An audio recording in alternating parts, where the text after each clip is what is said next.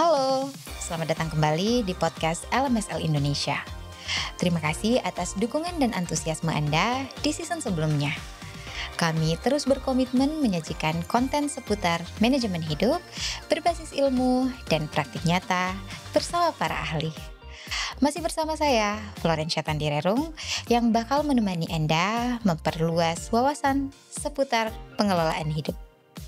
Halo, selamat datang di podcast Life Management Science Labs Indonesia. Belajar bisa dilakukan di mana saja dan juga kapan saja. Sumber pembelajaran juga bisa dari mana saja, tidak hanya terpaku kepada buku. Nah, maka dari itu, proses pembelajaran sudah seharusnya menjadi proses yang berlangsung sepanjang hayat atau seumur hidup. Untuk mendiskusikan lebih banyak tentang pembelajaran sepanjang hayat atau kita sebut juga dengan lifelong learning, saat ini kita sudah mengundang tamu istimewa yang sudah lama berkecimpung di dalam dunia learning and development. Ada Mas Dwi Putra selaku learning designer, sudah ada di dalam dunia learning and development selama lebih dari 6 tahun. Selamat datang Mas Dwi. Halo, Flo. Hai. Halo, teman-teman semua. Iya Mas Dwi, kita penasaran nih, apa sih yang membuat Mas Dwi tertarik sama dunia learning and development? Ini kan sesuatu yang sangat berkaitan dengan pembelajaran ya, biasanya belajar itu kan Betul, membosankan. betul. Nah, apa nih yang bikin Mas Dwi tertarik sama dunia ini? Oke, sebenarnya yang tertarik dengan dunia learning and development ini baru terjadi kurang lebih sekitar 4 tahun yang lalu lah ya. Jadi, waktu itu sebenarnya nggak jauh-jauh beda dari learning and development karena awal karir saya juga saya gerak di bidang konsultasi, di bidang HR gitu ya. Nah, salah satu cabang di ilmu human resource itu kan ada yang namanya learning and development. Nah, kemudian saya menemukan bahwa saya tertarik gitu ya dengan bagaimana proses orang belajar. Waktu itu sih konteksnya emang karyawan gitu ya, karyawan di organisasi gitu. Sampai hari ini pun juga teman-teman sama sebenarnya. Jadi konteks di mana saya banyak ngerjain learning and development itu emang untuk karyawan di organisasi atau untuk staff dan lain sebagainya gitu. Nah, ternyata salah satu akselerator di bisnis gitu ya, Flo, terutama yang menjadi mempercepat gitu ya kinerja bisnis dari sisi manusia itu ternyata learning and development dan ternyata saya menikmati berlama-lama untuk kerja di situ. Jadi ya akhirnya kayaknya semenjak 2022 deh, semenjak 2022 saya mulai mendalami learning and development yang sebelumnya cuman tahu aja, sekarang lebih lebih mendalami hal tersebut. Kurang lebih gitu sih, Flo. Wow, cukup panjang ya Mhm, perjalanan selama berkecimpung di dalam mhm, dunia learning and mhm. development ini. Dan sangat menunjukkan kalau Mas Dwi ini seneng banget belajar orangnya. Iya, betul. Karena by the way juga dulu kepikiran waktu lulus sekolah S1 itu kepengen jadi pengajar, Oke. gitu. Pengen jadi pengajar dan ya surprisingly di karir pertama saya punya kesempatan untuk ngajar training gitu. And ya saya sangat seneng gitu, sangat seneng ngajar, seneng seneng seneng tampil mungkin ya, atau seneng seneng ngomong juga gitu. Karena back then juga sempat ada di dunia announcers gitu. Ternyata saya seneng bagi-bagi ilmu, saya seneng sharing ternyatanya dan ya ternyata di dunia profesional itu bisa menghasilkan. Gitu, Flo. Wow, ternyata pernah jadi announcer juga ya, Mas? Iya, cuman setahun lah. Wah, tuh pengalaman Ya panjang juga tuh, Mas. lumayan lah itu, ya gara-gara itu jadi banyak belajar juga dan sampai hari ini belajar tentang gimana sih untuk menyampaikan pesan gitu ya kepada teman-teman, terus kalau sekarang konteksnya kepada karyawan ketika training gitu sih. Oke, jadi lebih banyak sasarannya ke adult learning gitu Betul, ya? betul, betul. Jadi prinsip yang digunakan mungkin karena tadi udah disebut adult learning, selama karir saya sampai dengan hari ini banyak banget prinsip-prinsip pembelajaran yang untuk orang dewasa ya, kalau untuk anak-anak tuh saya jelas tidak di situ gitu, karena pengalaman saya lebih banyak untuk staff, karyawan, leaders, dan seterusnya lah. Oke. Apakah itu lebih mengarah ke karir gitu? Ya, bisa jadi karena kan salah satu poin penting yang ketika kita ada training gitu ya atau learning di organisasi, salah satu hal yang ingin di-touch gitu ya sama organisasi itu, bagaimana mempersiapkan karyawan atau mempersiapkan staf untuk naik ke jenjang berikutnya di level berikutnya dengan kemampuan-kemampuan yang tentunya dibutuhkan gitu ya di level tersebut dan itu jadi salah satu kewajiban tim saya atau pekerjaan saya hari ini sih. Oh. ini nggak Mas, bisa saya bilang kayak, membantu karyawan Mhm. untuk meningkatkan skill yang diperlukan di karir kedepannya. Betul betul betul. Oke. Betul, meningkatkan skill atau menutup gap yang dia miliki saat ini tuh. Biasanya kalau teman-teman di organisasi itu yang baru join, fresh graduate ya. Nah, teman-teman fresh graduate itu untuk in tune dengan apa yang ada di organisasi itu mereka kadang-kadang perlu penyesuaian and that's our roles lah. Betul Mhm, betul. Sebenarnya persiapan kayak gitu tuh harus dari sedini mungkin ya Mas, tapi betul. pada kenyataannya kan memang pas sudah masuk ke dalam ternyata masih perlu Betul dipersiapkan betul lagi. betul, apa yang diajarin di kampus atau di sekolah mungkin nggak bisa match langsung ya dengan organisasi. Betul, yang bisa membantu supaya skill-nya itu relevan dengan, Mhm, yang dibutuhkan perusahaan ya memang yang di dalam organisasi betul, itu salah sendiri. satunya seperti itu. Wah, menarik sekali nih, background Mhm. mengapa Mas Dwi berkecimpung di dalam dunia learning and Yes. development. Kita masih pengen, tahu atau kenal lebih dalam nih sama Mas Dwi, mungkin apa aja yang memberikan Mas Dwi inspirasi atau Sure. memberikan motivasi gitu ya, Mhm. dalam berkarir, dalam berkarya.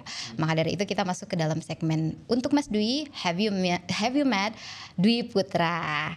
Oke. Kita penasaran nih Mas, kalau belajar kan biasanya banyak dikaitkan dengan, membaca Betul. gitu. Nah, sejauh ini ada nggak Mas, buku yang Mas Dwi favoritin banget atau Mhm. mungkin buku yang memberikan perspektif baru buat Mas Dwi dalam berkarya maupun, berkarir atau menjalani hidup? Oke, akhir-akhir ini saya nggak terlalu banyak baca buku ya teman-teman, Flow, gitu. Jadi tapi akhir-akhir ini saya baru nyelesain satu buah buku, gitu ya, Oh, buah buku. Tapi bukunya, nggak terkait dengan learning sih, nggak terkait dengan, apa, pembelajaran gitu ya. Buku ini sebenarnya nyeritain tentang bagaimana orang berinteraksi dengan sebuah produk digital dilihat dari sisi psikologis, yang ternyata ketika saya baca, oh ternyata banyak konsep-konsep yang bisa saya terapkan di praktek pembelajaran gitu. Judulnya, 100 Things Designer Need to Be Aware, saya nggak ingat lah. Itulah pokoknya gitu.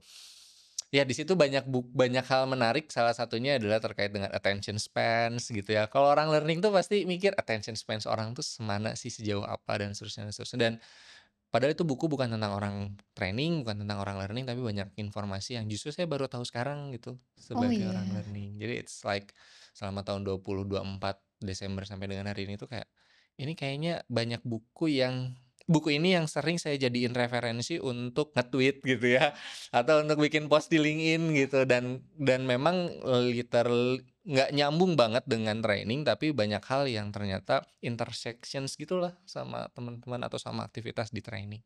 Oh, oke.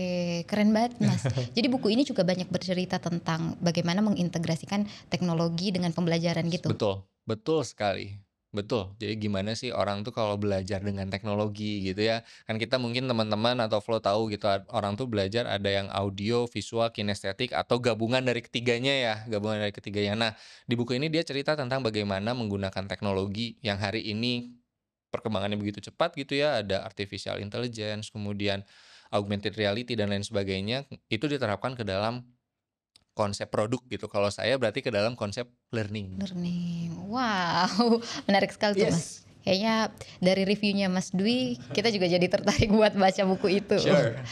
Oke, itu terkait buku, Mas. Hmm. Terkait mungkin film, ada nggak nih, Mas, film yang abis dinonton tuh ternyata masih terbayang-bayang? Aduh, oke. Film yang terakhir saya tonton ini sebenarnya salah satu serial di huruf N lah ya, Oke. gitu ya. Salah satu serial di sana, dia ini sebenarnya judulnya Upstream, teman-teman, kalau kalau pernah tahu. Jadi ini cerita tentang bagaimana seorang programmer yang udah 11 tahun lebih gitu ya kerja di industri, tapi sampai pada satu titik ternyata dia harus di-PHK dari kantornya. Dan dia merubah cara dia menafkahi keluarganya yang tadinya bekerja sebagai profesional programmer, sekarang jadi kurir antar makanan. Konteksnya Cina sih memang, konteksnya Cina, tapi ketika saya tonton sekitar 2 jam itu, satu hal yang saya pelajari dari film itu dan berhubungan dengan learning ya, adalah kalau kamu gagal di satu hal, kamu gagal di bidang yang ternyata kamu jago banget di situ, masih ada 1000 cara lain kalau kamu mau belajar. Kenapa? Karena ternyata di film itu, ini programmer nih, nggak pernah nganterin makanan nih, Terus tiba-tiba dia harus harus terpaksa gitu ya, dia harus tetap menghidupi keluarganya dengan cara ya jadi kurir makanan. Akhirnya dia harus belajar gimana caranya mengemudikan sepeda listrik, Betul.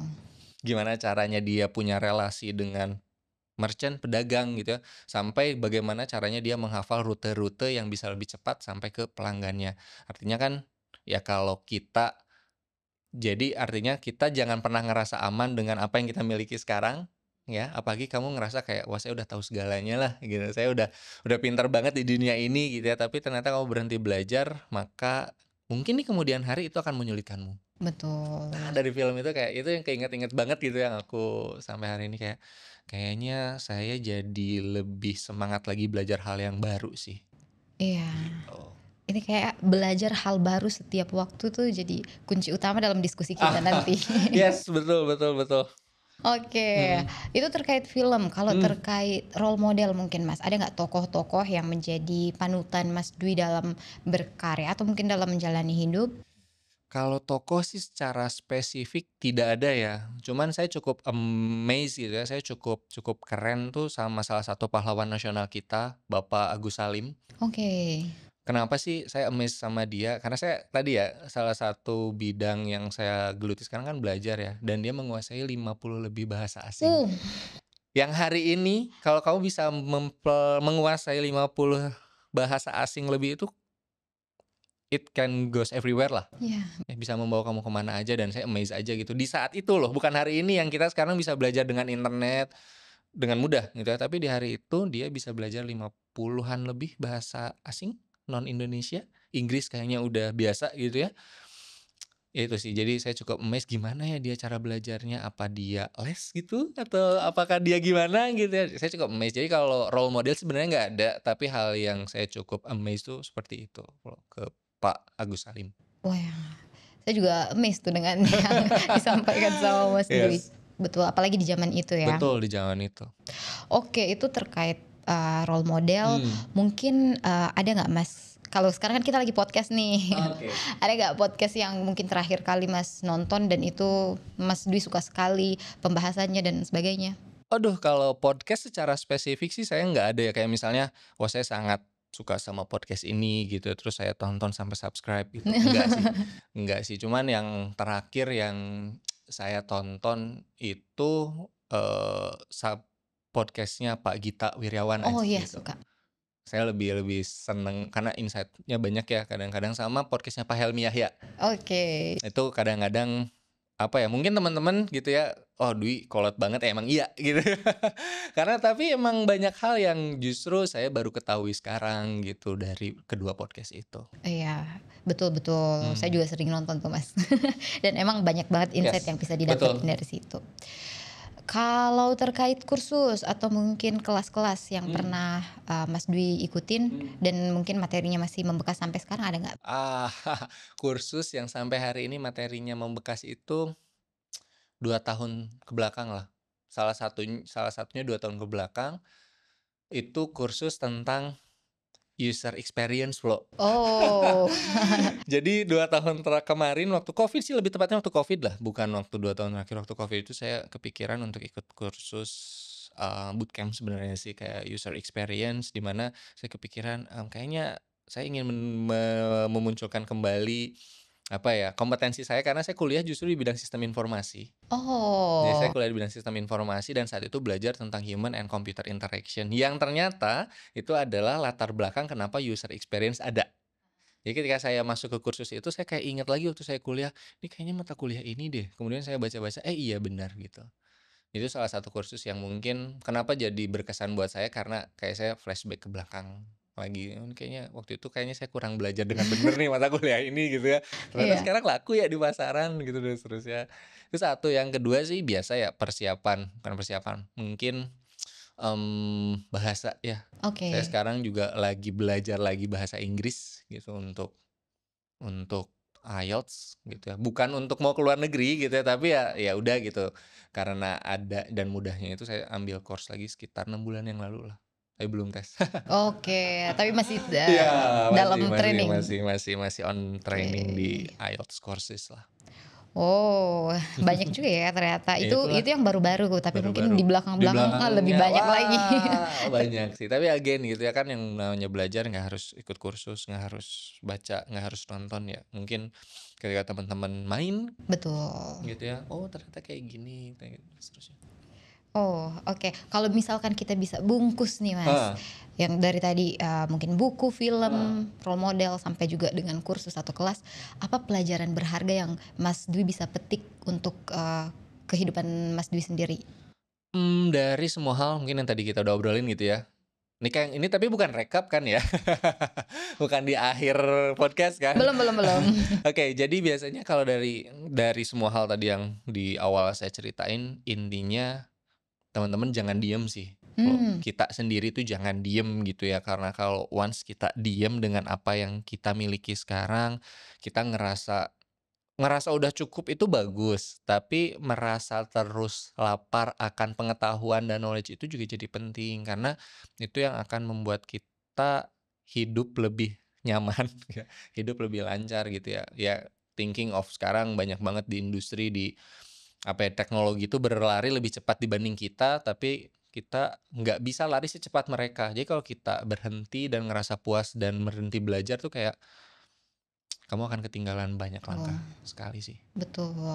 Sekarang diem sedikit aja orang udah 1000 langkah di depan ya, Mas. Betul betul betul. Ya, teman-teman bisa lihat mungkin di sosial media apalagi sekarang ada sosial media, ya, Iya. gitu. Jadi kayak misalnya teman kampus kita dulu, teman kuliah kita, perasaan dia tidak lebih pintar dari saya gitu, tapi sekarang dia udah punya startup let's say gitu ya, atau misalnya ternyata, bisnisnya lancar gitu, atau ternyata dia berhasil ambil S2 atau S3 di luar negeri gitu, dan kita masih di sini. It's because karena kita mungkin ngerasa kayak diem gitu ya.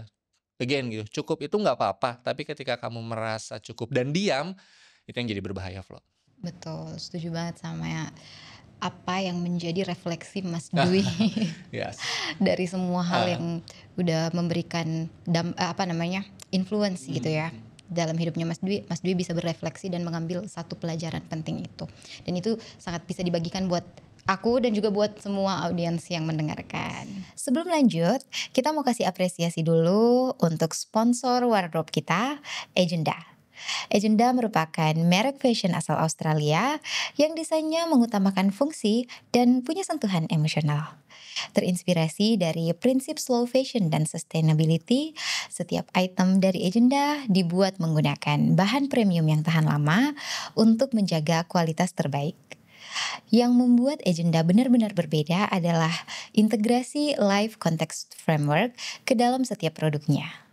Framework ini merupakan hasil riset dari Institute for Life Management Science dan mencakup 38 aspek kehidupan yang saling terhubung membentuk suatu pandangan yang utuh.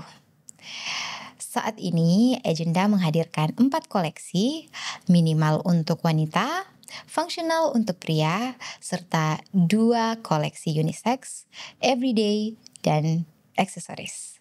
Kalau kamu suka dengan outfit yang kita kenakan hari ini, langsung aja cek koleksinya di agenda.com. Nikmati free international shipping untuk setiap pembelian dan gunakan kode promo LMSL10 khusus pendengar podcast LMSL Indonesia untuk mendapatkan potongan 10%. Jadi tunggu apa lagi? Yuk gabung bareng kita di podcast LMSL Indonesia dan nikmati penawaran menarik dari Agenda. Oke, dari sini kita bisa tahu kalau Mas Dwi sangat suka nih Mhm, dalam dunia belajar mhm. dan udah sih tadi dari beberapa yang Mas Dwi sampaikan tuh sudah sedikit menyinggung-menyinggung nih kalau pembelajaran tuh seumur hidup gitu, seterusnya tetap berjalan. Dan katanya nih belajar dan juga umur yang panjang tuh ada korelasinya. Apa bener ya? Nah itu dia mau kita tanyain ke Mas Dwi. Maka Yes. dari itu mungkin sebelum kita tanya apa Mhm, sih korelasinya antara kedua hal itu, mhm. kita pengen tahu dulu nih definisi dari Mas Dwi tentang lifelong learning itu apa atau belajar seumur hidup itu apa, Mhm. dan longevity atau umur panjang itu apa? Ya, belajar seumur hidup dulu ya. Kalau menurut pandangan saya belajar seumur hidup itu ya kita terus memperbaharui pengetahuan kita gitu ya, terhadap hal-hal yang baru ada di sekitar kita gitu, atau membuat kita jadi lebih peka terhadap lingkungan sekitar kita, kapanpun sampai kita, mungkin sampai kita tua dan meninggal gitu ya, sebelum meninggal lah mungkin kita belajar terus-menerus. Jadi yang dimaksud dengan long life learning menurut opini saya adalah kemampuan yang kamu miliki untuk bisa belajar terus-menerus sampai tua gitu ya, sampai tua sampai fisik kamu tidak memungkinkan kamu untuk belajar gitu ya. Orang tua saya sebelum meninggal, gitu ya, orang tua saya sebelum meninggal, kemud ya benar sebelum meninggal, dia sangat senang belajar dengan cara baca buku, gitu ya. Sampai sebelum masuk rumah sakit keadaannya drop dan meninggal, ya dia tetap seperti itu. Jadi saya punya, apa ya, saya punya contoh yang dilihat di keluarga sih. Saya nggak kalau luar luar keluarga saya mungkin saya nggak tahu gitu, tapi di keluarga saya melihat, beliau baca buku gitu ya, baca buku dan macam-macam loh bukunya dari mulai buku ekonomi, buku keagamaan, buku sosial dan seterusnya. Ya, Wow. dia suka baca di depan pintu lagi. Kalau saya pulang kampus dulu ya, dia selalu ada di depan pintu menghalangi sih. Tapi saya selalu lihat dia baca buku di situ karena rumah kami nggak terlalu besar, dia baca buku di situ. Itu. Jadi pembelajaran seumur hidup itu ya tadi belajar yang benar-benar sampai fisik kamu tidak bisa melakukan hal tersebut. Gitu. Yang kedua kaitannya dengan apa tadi? Life longevity ya, hidup lebih lama ya. Orang tuaku sih kepala 8 ya. Jadi Wow. meninggal di kepala 8 gitu. Sehingga tapi nggak bisa juga jadi contoh hidupnya lebih lama ya, karena banyak juga orang yang hidupnya lebih lama dari orang tuaku gitu. Tapi saya mungkin ambil dari salah satu artikel, saya nggak ingat artikelnya apa, tapi ini salah satu mentor saya dulu di kantor sebelumnya dia cerita, "Kalau kamu sering belajar, at least baca buku ya, sel-sel di otak kamu tuh akan memperbaharui terus Flo." Kenapa? Karena ternyata sel itu bekerja ketika dipaksa kan. Oh, berarti kayak kurang lebih gini lah, di sel itu dia akan nerima, ini ada informasi baru nih, kata otak harus digimanain nih. Jadi otaknya terus bergerak bergerak bergerak, otaknya terus baru, dan itu mendorong fisiknya juga jadi lebih baru.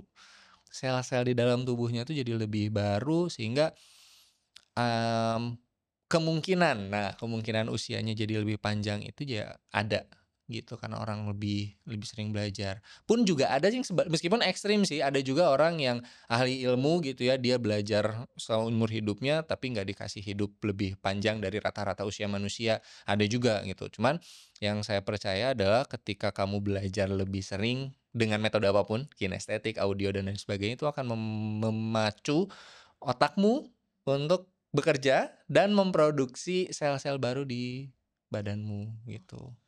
Mungkin yang berbeda cuman rambutnya aja jadi memutih kali ya. Karena Tapi the kebanyakan rest mikir. of that kayaknya fisikmu akan tetap lebih sehat, gitu. Oke, wow, keren ya. Jadi ternyata tidak hanya berdampak ke pikiran kita, tapi Betul. ke tubuh Ih, juga. betul betul. Apalagi tadi yang Mas Dwi bilang ada regenerasi Betul sel gitu betul ya. betul betul. Oke, itu udah bisa menjadi korelasi nggak Mas antara belajar dan juga umur lebih panjang? Mmm, saya rasa sih tidak langsung ya, kan kalau bicara tentang korelasi artinya ini berhubung dengan yang lain Iya. gitu ya. Tapi secara umum aja sih gitu ya, common sense gitu ya, meskipun teman-teman mungkin yang lebih banyak gerak di bidang apa, statistik, kemudian, numerikal dan lain sebagainya bisa menyanggah kalimat saya, tapi saya percaya kalau kamu banyak belajar, mungkin usiamu lebih panjang karena kamu tahu gitu apa yang harus kamu lakukan berikutnya. Kemudian kalau misalnya kamu punya keluhan apa, at least kamu tahu, "Oh ternyata keluhan kesehatan saya ini, saya harus kemana?" Sehingga membuat hidupmu jadi lebih panjang ya Secara usia, secara betul. usia ya. Iya sih Mas. Jadi dari Mas Dwi cerita ini Mhm. kayak saya juga jadi refleksi. Saya kan bukan background kesehatan ya, anak Heeh kesehatan. heeh. Tapi dengan seiring berjalannya waktu banyak juga edukasi-edukasi tentang Betul kesehatan.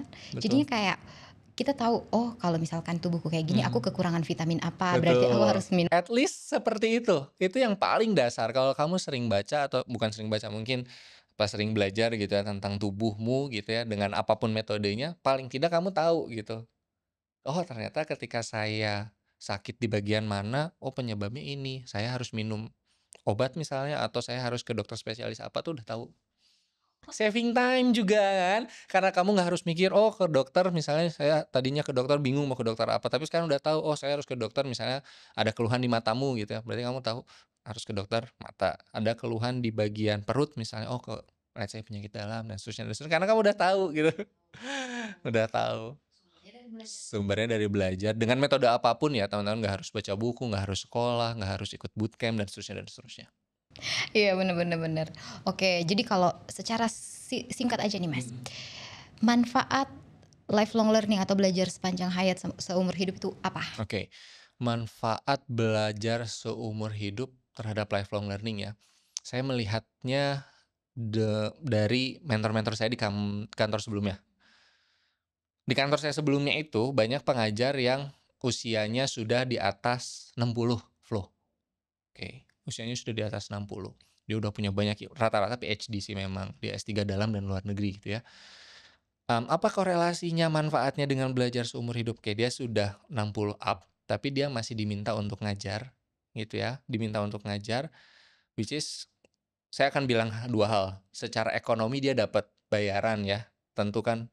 Artinya apa, teman-teman, kalau kamu punya pengetahuan lebih banyak, maka sepanjang hidupmu kamu bisa meng-convert pengetahuan itu jadi pendapatan. Itu yang mungkin secara apa ya, dasarnya bukan dasar, mungkin yang umum gitu ya, kamu punya pengetahuan lebih banyak dan itu akan memicu usiamu lebih sedikit lebih panjang mungkin ya, dan di situ akan membantumu untuk punya pendapatan yang reguler mungkin ya. Tadi saya lihat contohnya satu. Yang kedua, karena kamu bisa belajar lebih banyak, kamu punya ilmu lebih banyak, kamu diundang jadi speaker atau jadi pengajar atau di momen apapun gitu ya, yang di momen sharing session knowledge kayak gitu ya. Bukan hanya uang ya, tapi juga salah satu kebutuhan manusia paling tinggi. Salah satu yang paling tinggi self esteem itu loh. Gitu. Jadi dengan kamu banyak belajar, artinya kamu juga bisa sampai ke level self esteem tadi tuh, yang udah nggak butuh, saya udah kayaknya uang saya butuh, tapi nggak sebutuh dulu gitu ya. Saya butuhnya sekarang aktualisasi diri dan juga pengakuan dari lingkungan sekitar, dan itu simply bisa terbawa karena kamu terus belajar loh, Flo. Wah, Iya. jadi bener ya kata orang ya, pengetahuan itu harta yang paling berharga. Yes, benar-benar knowledge is apa ya, knowledge is gold kali ya untuk zaman sekarang ya. Apalagi zaman sekarang nih teman-teman, kalau kita lihat semua orang pakai sosial media. Semua orang pakai teknologi lah untuk kerja gitu ya, untuk belajar dan lain sebagainya. Barang siapa yang bisa memanfaatkan semua teknologi itu dan menjadikan itu sebuah knowledge, maka value orang ini itu akan meningkat. Ya Lang, kita nggak mungkin ngundang orang ke suatu acara atau ngundang orang ke sharing session, orang yang biasa aja kan. Pasti paling nggak orang yang punya knowledge tertentu di bidang tertentu dan above rata-rata. Iya. Iya kan? Iya gitu sih. Jadi kalau ya again balik lagi ke awal, ketika kamu ngerasa kayak, "Cukup deh Wi, aku belajar, aku udah S1 ini gitu ya, I know everything lah," gitu. Terus aku udah sekolah lagi S2, I'm mastering everything lah. Tapi ternyata itu justru titik akhir kamu kalau kamu merasa itu cukup. Mmm, oke, wow. Keren ya, eee, bisa dibilang belajar itu memang gak enaknya karena kayak kita harus Iya, menambah betul. informasi-informasi, Betul tapi betul. ternyata itu dampaknya di Betul, jangka panjang. betul betul sekali, nggak ada sih, saya termasuk orang yang percaya kamu belajar hari ini hasilnya tuh nggak besok, ya. Jadi, itu susah Flo, di dunia kami, di dunia saya hari ini ya, saya di training and development ya, learning and development. Meyakinkan orang-orang bahwa apa yang sudah kamu pelajari di sesi ini selama 3 sampai 6 jam itu tidak akan berhasil kamu lakukan besok.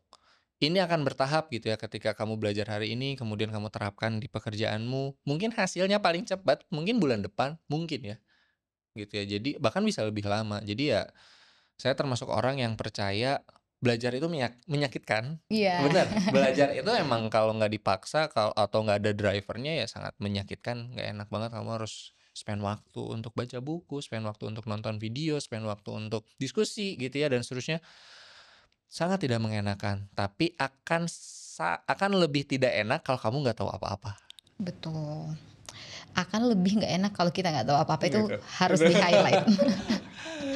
Oke, Mas, kalau kita bicara tentang umur nih, Mhm, biasanya kan kalau orang makin tua, mhm, fungsi kognitifnya makin turun. mhm. Tapi katanya ketika kita belajar itu tuh kan seperti yang tadi Iya, disampaikan Mas Dwi, kita memaksa otak kita betul. tetap bekerja gitu. Selain itu bagaimana sih sebenarnya lifelong learning itu berkontribusi terhadap, eee, menjaga gitu penurunan Mhm, fungsi kognitif? betul. Kita mungkin ambil tokoh nasional lah ya, almarhum Gus Dur, presiden kita Abdurrahman Wahid secara fisik, kita tahulah secara fisik seperti apa gitu ya. Tapi secara knowledge, dia tuh nggak kekurangan apapun loh.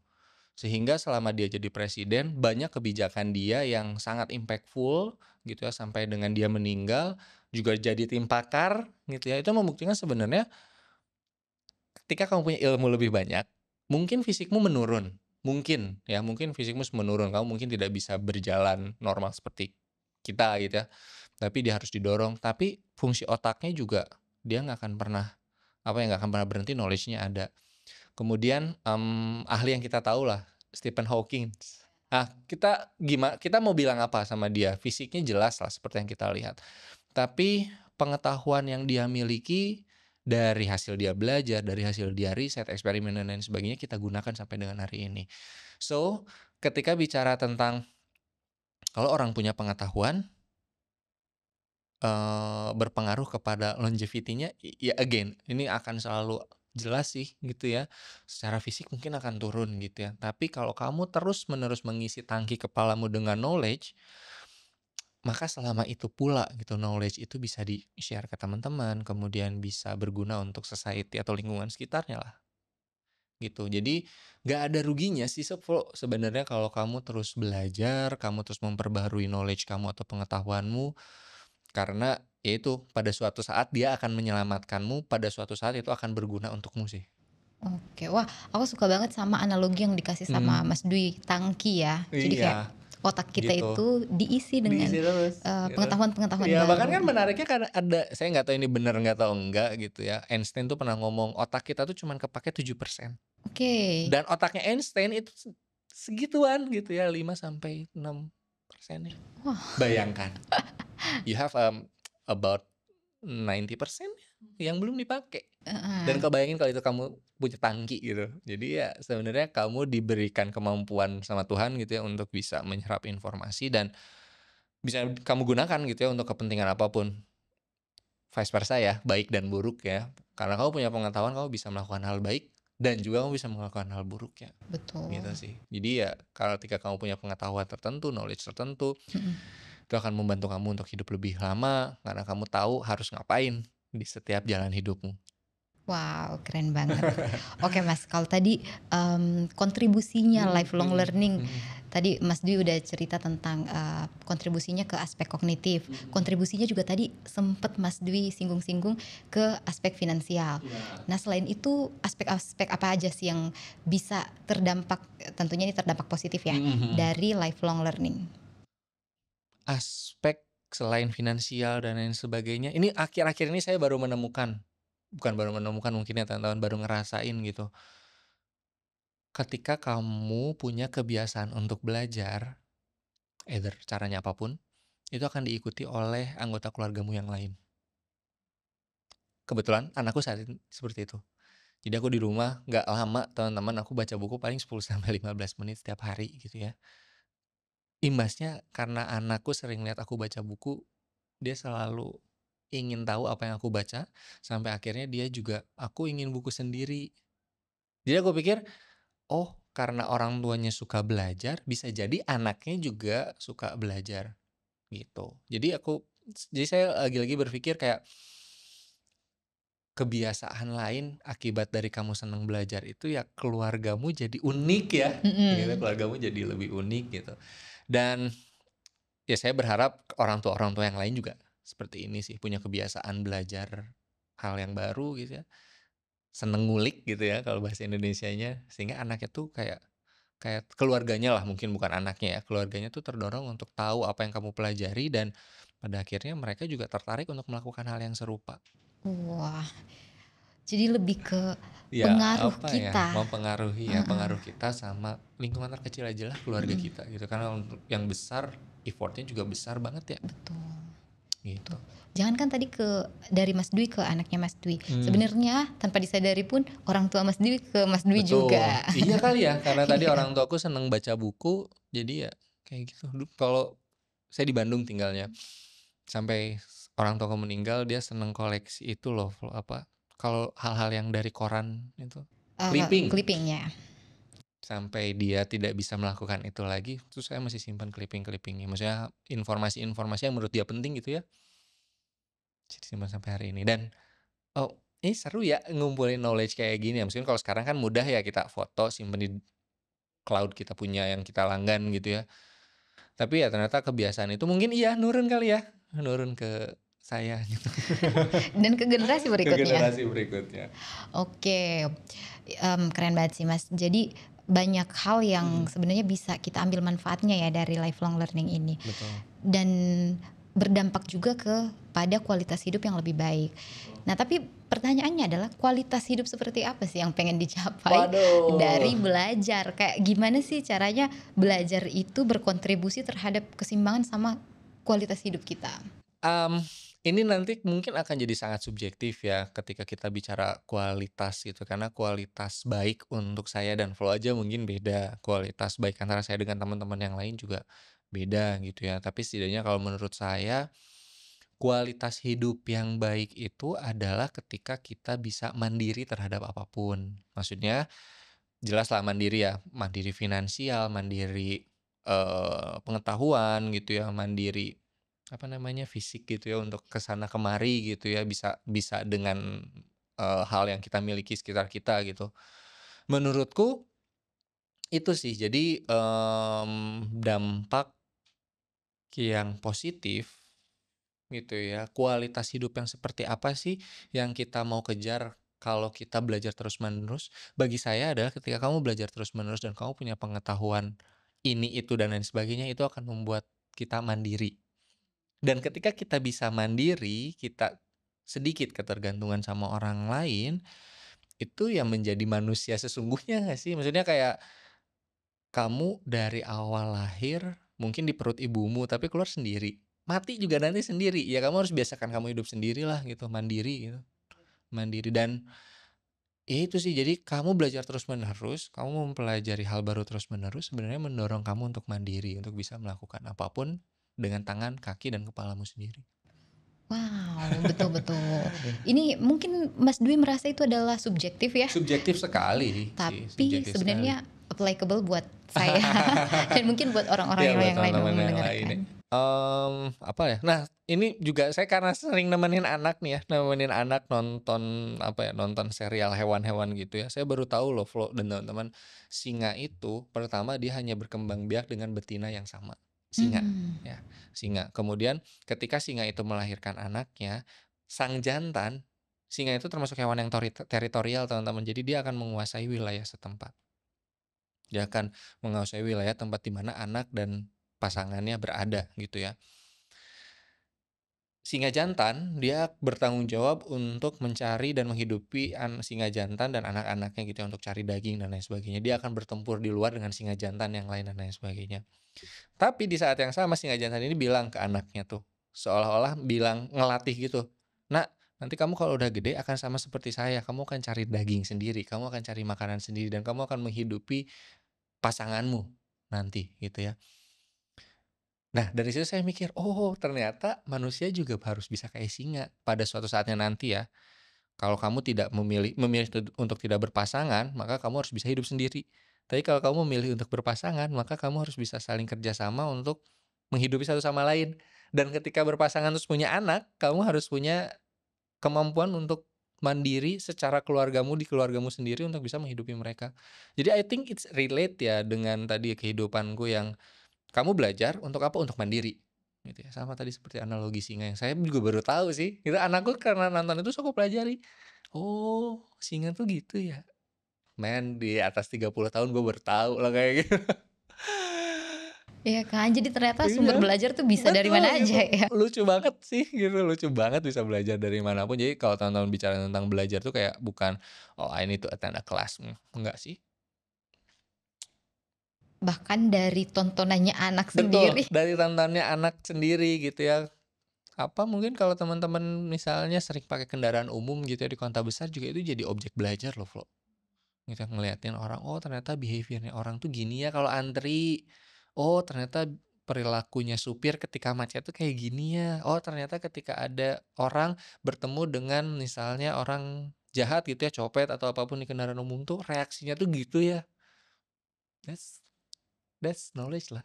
Iya, betul betul betul. Wow, kaya banget nih kita sama obrolan sekarang. Yes. Padahal belum ke tengahnya. Wah, jadi kalau hamburger tuh masih di tengah ya? Belum sampai Iya. lapisan paling bawahnya ya?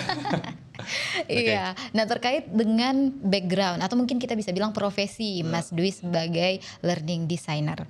Nah, sebenarnya ada nggak sih desain pembelajaran tertentu yang itu tuh mampu mendorong kualitas hidup atau mungkin bukan mendorong, mampu meningkatkan kualitas hidup seseorang dan keseimbangan hidup seseorang? Oke. Salah satu metode belajar yang mungkin sampai hari ini aku suka gitu ya, dan saling interrelate ini ada 2 sebenarnya, yang satu inquiry based. Inquiry based ini cerita tentang,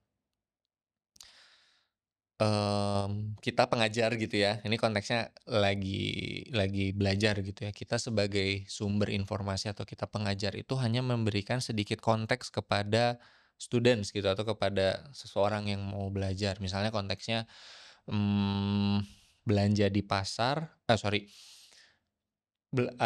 konteksnya adalah riset pasar. Nah, konteksnya riset pasar misalnya. Teman-teman, sekarang kita akan belajar riset pasar, ya. Anda diminta untuk mencari perbandingan harga bahan pokok di 5 pasar berbeda di kota Jakarta misalnya. Udah, pengajarnya cuma ngasih gitu.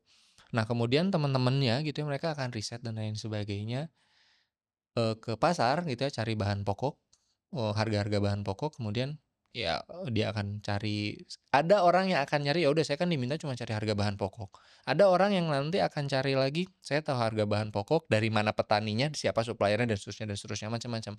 Itu salah satu metode yang menurutku dalam belajar ya, metode dalam belajar yang menurutku impactful ke teman-teman untuk absorbing the new knowledge, gitu.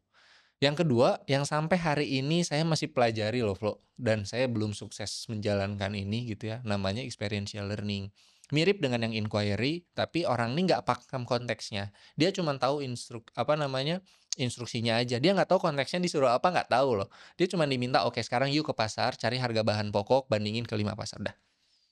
Dan nanti dia akan kembali satu waktu gitu ya, dengan objek yang sama sih. Dia akan ada yang cerita, "Oh ternyata harga di pasar A sekian, harga di pasar B sekian, tapi saya di harga pasar B itu ternyata nggak sama Pak di setiap, eee, tokonya gitu ya, nggak sama di setiap harganya," dan macam-macam lain sebagainya. Terus nanti terakhir direkap. Sebenarnya saya minta dari kalian itu supaya kalian tahu harga bahan pokok dan siapa supplier dan seterusnya. Jadi 2 hal ini sebenarnya yang menurutku, apa ya, framework ya, mungkin salah satu framework atau cara gimana sih teman-teman bisa belajar dengan, ya asik gitu ya. 2 hal ini sih yang meskipun inquiry base ini udah lama banget saya pernah baca inquiry base ini waktu saya S1 berarti, ya 15 tahun yang lalu. Wah, Itu 15 saya tahun baru yang lalu. bacanya, berarti ilmunya udah lama banget Lama loh, banget, betul. ilmunya udah lama banget, tapi itu masih kayak ini jadi salah satu hal yang impactful dengan kita di apalagi saya gitu ya di dunia learning design. Motif saya jelas, motif saya adalah untuk meningkatkan kapabilitas dari staff gitu ya, for the business lah, gitu ya. Motif saya jelas, tapi metode 2 hal tadi itu yang coba saya terapkan di orang-orang di kelas lah, di kelas saya gitu. Jadi, metode apa ya yang untuk belajar lebih banyak dan mempermudah orang, I think that's two framework itu works lah buat teman-teman. Ini sejalan banget sama yang Mas Dwi bilang tadi, mandiri. Mandiri, Karena, iya, eee, pe ple apa istilah peserta didik? pesertanya ya, Learners ya, learners ya, oke. Learners-nya diberdayakan betul, untuk mereka mencari tahu betul, sendiri dan betul. pada akhirnya mereka mandiri. Betul betul betul. Dan ini juga, ini ternyata di buku yang tadi saya baca tuh yang di awal tuh, bukunya sebenarnya relatednya ke product management lah, web based apalagi gitu ya, product management, web based product gitu ya. Nah ini ternyata di buku itu tuh cerita, orang itu akan menumpuk pengalamannya berdasarkan pengalaman terakhir yang dia terima. Artinya adalah kalau kamu belajar satu hal gitu ya, setahun terakhir, kemudian kamu menemukan hal baru yang relate dengan pengalamanmu, itu akan memperbaharui pengetahuanmu.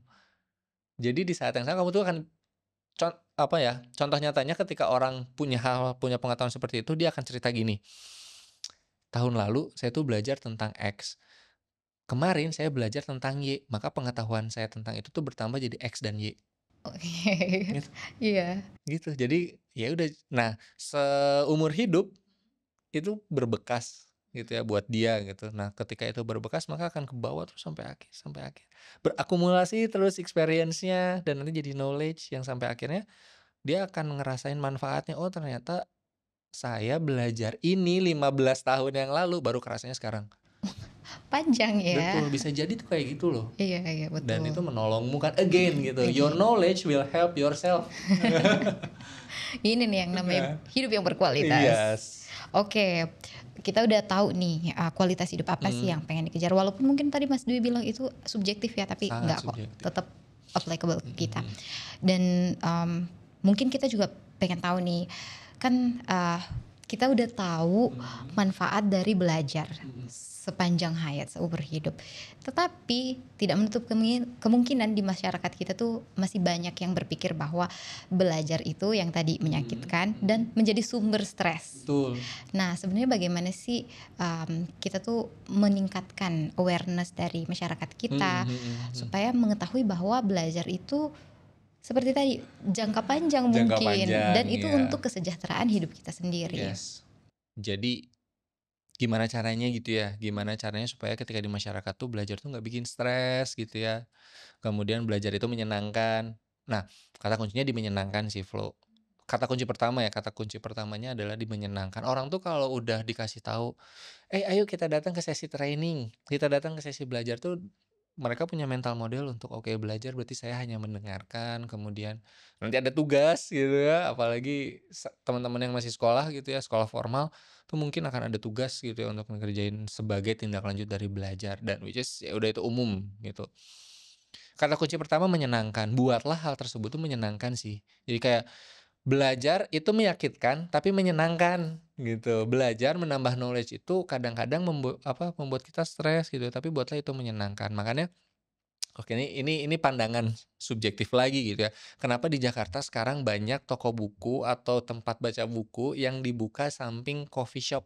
Ah, iya Iya, sih. supaya orang tuh baca buku nyaman, tapi nggak ngerasa di Oke. ya, ya, you know lah, kalau perpus kayak gimana ya di Indonesia. Kalau perpus di luar negeri mungkin asik gitu ya, nyaman dan seterusnya.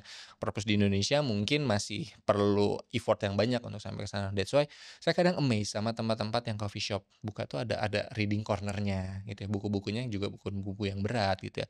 Bahkan saya pernah lihat salah satu cafe di Jakarta ada discussing room dari buku yang dia kebaca gitu. Jadi orang tuh tahu gitu apa yang dia baca, kemudian bagaimana perspektif orang terhadap buku hal yang serupa. Menyenangkan, gitu ya, ketemu orang baru. Buat beberapa orang ketemu dengan orang baru nggak suka, tapi mungkin orang yang suka ketemu dengan orang baru tuh akan ngerasa kayak, "Oh, dengan cara kayak gini gue lebih seneng belajar." That's why kenapa cara belajar dengan forum itu jadi lebih laku Mhm. dibandingkan dengan kamu belajar mandiri. Karena dia belajar lebih menyenangkan ketemu sama orang. Ya either way bagaimana pertemuannya ya, baik online maupun secara fisik gitu ya, gathering. Menyenangkan itu yang pertama. Yang kedua, kata kuncinya adalah hasilnya itu deket, Flo. Jadi semakin jauh hasil dari kamu belajar, orang tuh makin malas. Mmm. Wih, kan tadi kamu ngomong katanya hasil belajar itu akan lama gitu ya, hasilnya akan lama didapatkan. Gimana caranya hasilnya itu dijadiin lebih pendek? It's the role of instructional designer, the role of learning designer. Gimana caranya objektif dari setiap pembelajaran itu hasilnya didapat lebih cepat oleh teman-teman. Saya spesifikkan konteksnya lah di karyawan gitu ya, di staff karena saya memang di situ. Gimana caranya kamu memastikan pembelajaran yang kamu gunakan, metode pembelajaran yang kamu gunakan, teman-teman tuh langsung lihat hasilnya, Mmm. gitu ya, teman-teman tuh langsung lihat hasilnya. Yang pertama kita encourage mereka untuk kayak punya workbook and notes sendiri gitu sih, kecil sih gitu ya. Terus mereka tulis catatan di situ, kemudian mereka untuk reflect back ke unit kerjanya masing-masing dan ngobrol sama atasannya atau manajernya. Mhm. Terjadi diskusi nih antara mereka sama manajernya gitu ya, gini gini gini gini gini gitu ya. Sebulan lagi saya undang mereka semua untuk di kelas yang sama Mhm. gitu dan dari mereka cerita, "Wi, apa yang lu ajarin works. Wi, apa yang kamu pelajarin not works in my side," gitu ya. Jadi mereka ngerasa bahwa sesi saya itu menjadi trigger untuk mereka ngobrol sama PM-nya, sama manajernya dan seterusnya. Iya, Wow. jadi kayak, "Oh, aku nggak bisa membuat setelah kamu ikut sesi ini kamu langsung naik tingkat ya," gitu, orang itu sangat jauh banget gitu, dan itu banyak banget faktor yang membuat kamu bisa naik level gitu, naik jabatan lah. Tapi dengan ini, teman-teman tuh jadi tahu, oh, karena saya ikut kelasnya Dwi, atau ikut kelas yang di-handle sama Dwi gitu ya, saya jadi punya obrolan sama manajer saya, Iya. gitu. Saya jadi punya obrolan dengan manajer saya jadi dapat feedback lebih cepat gitu dari sebelumnya, which is that's one of my learning objective juga, gitu. Jadi menyenangkan, sama hasilnya buat lebih dekat. Di masyarakat kayak gimana again gitu, hasil ini depends ya Flo, ada yang hasilnya finansial, ada yang hasilnya non finansial, kayak recognition dan lain sebagainya. Teman-teman saya yang gerak di bidang pendidikan anak-anak dasar gitu ya, teman-teman saya di anak dasar dan memang mereka guru gitu ya, mereka pengajar. Kalau saya kan trainer biasa gitu ya, saya informal lebih seringnya, teman-teman ini guru di sekolahan. Gimana caranya memastikan anak-anak ini bisa hafal perkalian dari 1 sampai 100 tapi dengan cara yang menyenangkan. Mhm. Jadi setiap dia kayak bikin staging gitu, kayak kalau anak-anak ini bisa hafal perkalian dari 1 sampai 50 gitu ya, dia dapat stamp satu gitu ya, kayak stamp satu, dia tukerin sama jajan, nominalnya nggak gede lagi, kayak cuma Rp5.000 lah Mhm. gitu. Tapi anak-anak tuh jadinya berlomba untuk siapa paling cepat bisa ngapalin ini. Karena hasilnya tahu, meskipun kita tahu ya gitu, oh anak ini ngapalin cuma buat jajanan, it is okay. Tapi mereka jadi terpancing untuk, "Oh berarti kalau saya bisa hafal sampai 100 mungkin saya bisa jajan lebih dari 2 kali nih," gitu. Nah, kayak gitu. Berarti 2 hal ini ya, Mas, Menyenangkan menyenangkan dan dan hasilnya harus deket langsung. inilah esensi dari profesinya Mas Dwi. Iya, susah nggak? Susah banget, Bro. Karena harus disesuaikan ya, Harus Mas? disesuaikan dengan objeknya, kalau saya ya di kantor budget berarti kan, Oke. I need to have a budget for this price or ya anything else gitu ya, budget. Kemudian yang kedua, audiensku suka nggak? Mhm. Gitu. Orang dewasa itu lebih sulit dibanding anak-anak lah. Sudah jelas gitu karena mereka nggak belajar dari nol gitu. Betul. Tapi ya that's my work with the teams, gimana caranya untuk memastikan hasilnya dekat dan menyenangkan buat mereka. Wow, keren banget, Mas. Kita senang banget sebenarnya pengen banget, ngulik-ngulik lebih dalam tentang, tugas atau tanggung jawab dari seorang learning designer, tapi Mhm. kayaknya waktu kita nggak cukup kalau untuk membahas itu lebih Yes, panjang ya. itu Jadi kayaknya juga bisa di-search umum kok. oke. Apa yang dilakukan oleh learning designer tuh umum lah. Mhm. Cuman ketika itu turun di industri, turun di field-nya masing-masing, itu akan banyak sekali penyesuaian dan penyesuaian itulah yang membuat learning designer belajar. Oh, learning designer-nya juga Learning belajar ya? designer juga belajar, "Oh ternyata ini nggak works nih di unit Iya. ini." Saya aja di kantor gitu ya, ada lebih dari 10 unit, unit 1 dengan unit 2 learning needs-nya beda. Mmm. Orangnya setiap hari ketemu, unit A sama unit B setiap hari ketemu, setiap hari ngobrol, tapi once dia masuk kelas, once dia harus belajar, itu bisa beda banget. Oke Mas, tadi udah banyak nih kita bicara tentang kualitas hidup yang dipengaruhi oleh belajar, terus juga tadi udah nyinggung-nyinggung tentang gimana sih keseimbangan hidup, tapi nanti untuk keseimbangan ini kita bakal bahas di section terakhir. Tapi sebelum kita masuk ke dalam section itu, masih ada pertanyaan nih yang kita pengen tanyain ke Mas Dwi. Jadi kan untuk di dunia saat ini dengan berkembangnya teknologi yang sangat pesat, kita dituntut untuk cepat cepat cepat, sehingga yang dibutuhkan atau yang diminta adalah hasil nyata atau output gitu, tanpa memedulikan pembelajarannya atau proses pembelajarannya. Sedangkan esensi dari lifelong learning itu sendiri adalah belajar di proses yang Betul. dilewati atau berorientasi pada proses. Nah, sebenarnya pandangan Mas Dwi terkait ini tuh gimana, Mas? Iya, pandangan saya terkait ini valid sih. Karena kan, seperti yang tadi disebutkan, ketika kita bicara tentang fungsinya teknologi, mereka mempercepat semua hal lah, mempercepat semua hal dari mulai orang mengkonsumsi sesuatu, termasuk juga orang caranya belajar gitu ya. Dulu kamu harus, apa ya, harus let's say katakan harus sekolah formal setahun atau 2 tahun gitu ya.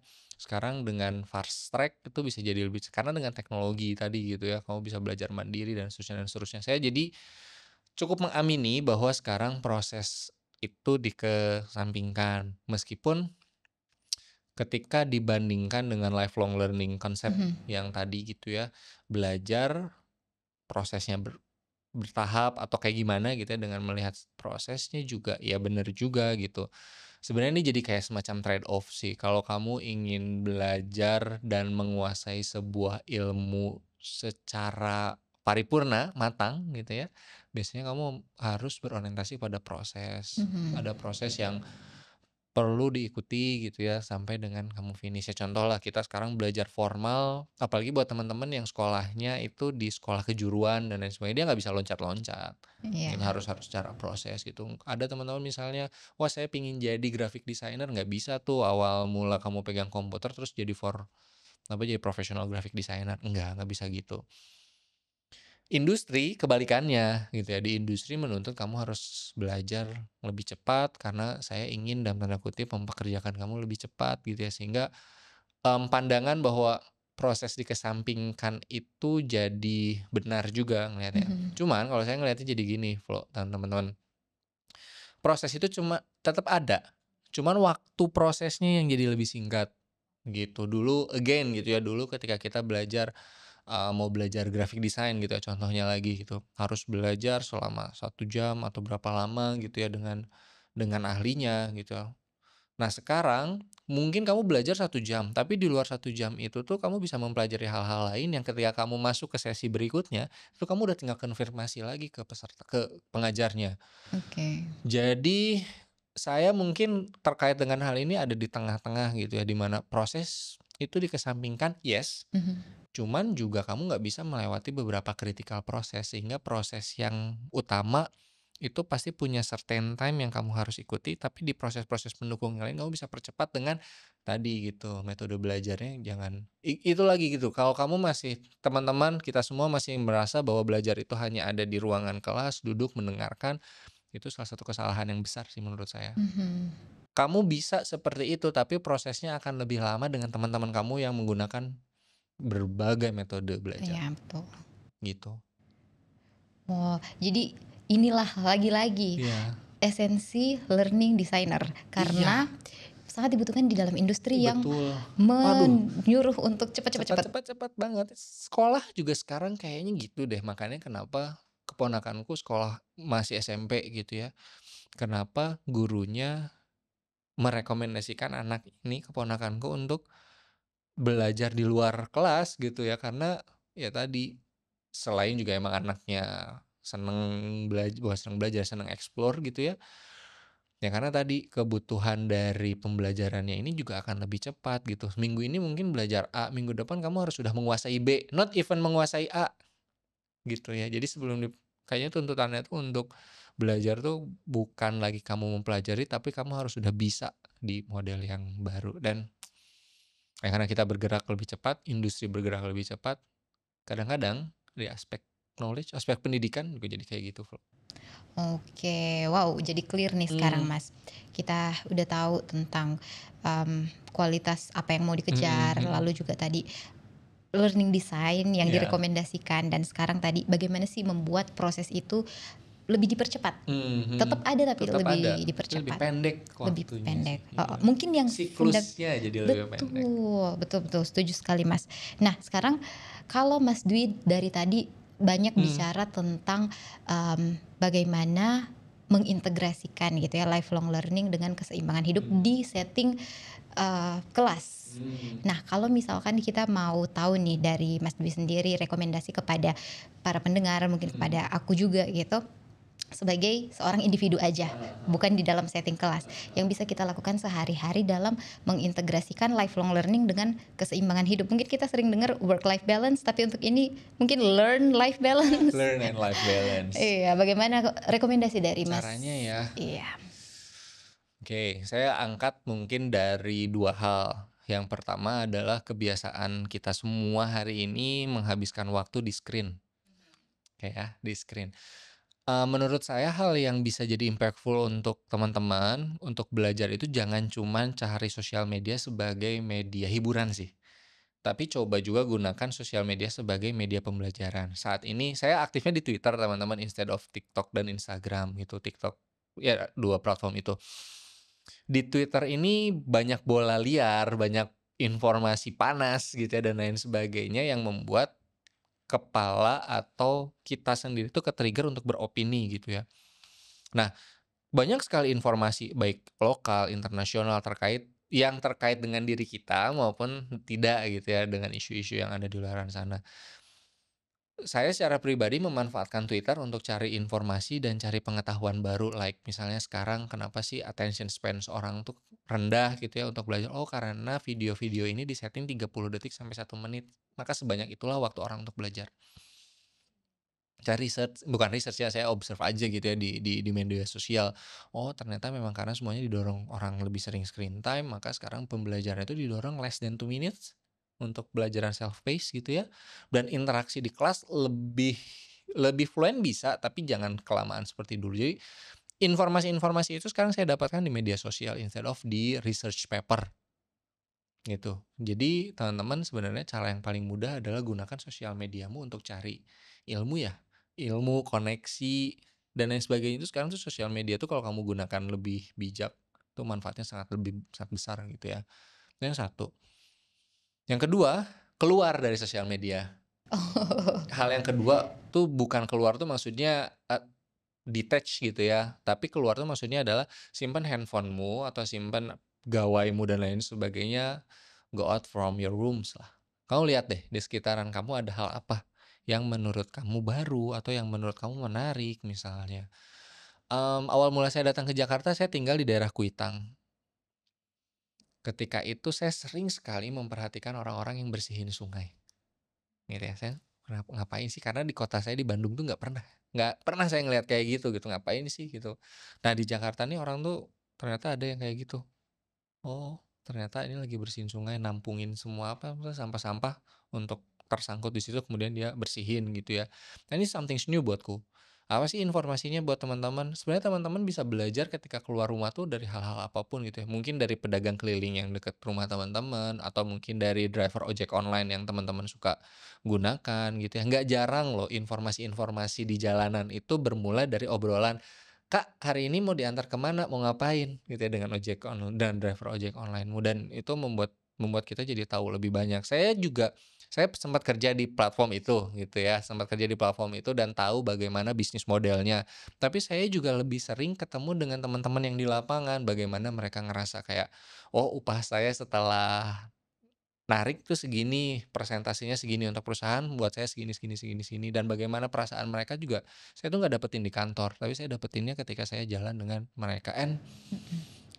itu memperkaya knowledge kita sih untuk apa ya, untuk tahu beberapa hal di sekitaran kita. Jadi yang tadi, apalagi kalau kamu bisa menggunakan keduanya gitu, using your social media and your observing skills.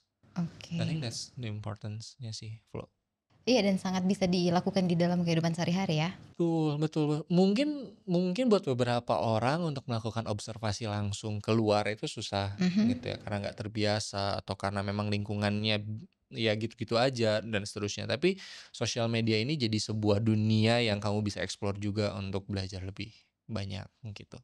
Wow, bisa nggak Mas, aku bilang tantangan umumnya maksudnya gini, sebelum ke tantangan deh. Mmm, Untuk bisa belajar di dalam sosial media dan di luar sosial media dalam artian kehidupan sehari-hari itu membutuhkan skill refleksi dan juga analisa, menganalisis.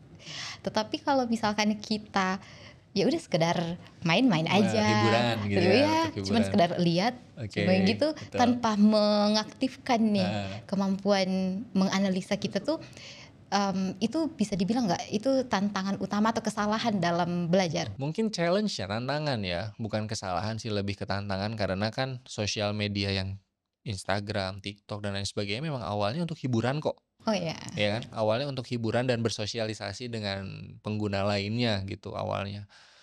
Cuman kan lama-kelamaan sekarang jadi platform jualan gitu ya, sekarang jadi platform ini itu dan lain sebagainya sehingga orang itu bukan terdistrak, orang tuh fokus kepada fungsi utamanya sih sebenarnya untuk hiburan tadi ya, untuk hiburan, bukan untuk cari informasi, untuk menghibur diri, untuk hiburan lah.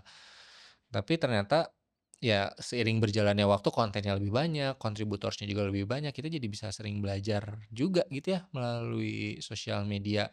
Mungkin hal yang paling simpel adalah ketika teman-teman sering sekarang ini ya, aku pernah baca nih, konten yang paling banyak ditonton oleh orang di Indonesia itu 2 makanan dan fashion. Ya, Oke.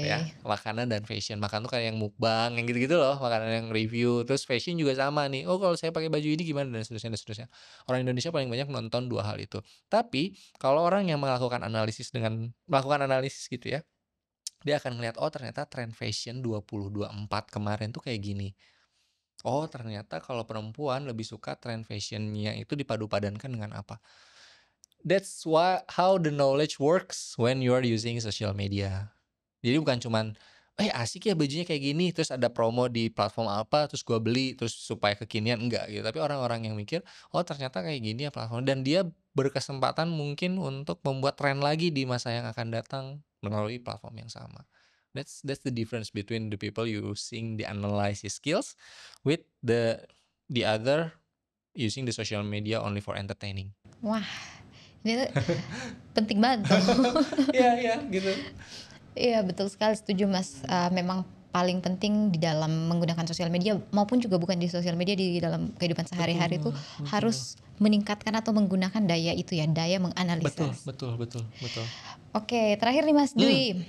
Mas Dwi mungkin punya closing statement, mhm pesan-pesan yang mungkin mau disampaikan Mas Dwi kepada pendengar kita, mhm. silakan. Baik, mungkin saya ambil dari tadi diskusi kita gitu ya selama beberapa waktu, belajar itu nggak enak teman-teman, belajar itu bikin stres. Tapi kalau kamu nggak belajar, kalau kita nggak belajar, maka hidupmu di masa yang akan datang akan jauh lebih sulit dan akan lebih stressful untuk teman-teman semua. Jadi luangkan waktu untuk belajar setiap hari, gak usah lama-lama, let's say 10 sampai 15 menit belajar dengan metode apapun, ngobrol dengan teman, orang tua, pasangan, dan seterusnya untuk hal-hal baru tersebut, itu akan membantu kamu di waktu yang akan datang. Itu sih, Flo. Wow, thank you Mas.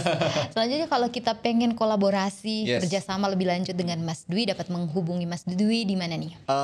Tadi ya saya cukup aktif di 2 platform. Yang Mhm. pertama di Twitter, teman-teman bisa reach saya di @11dwi, 11 Dwi gitu ya.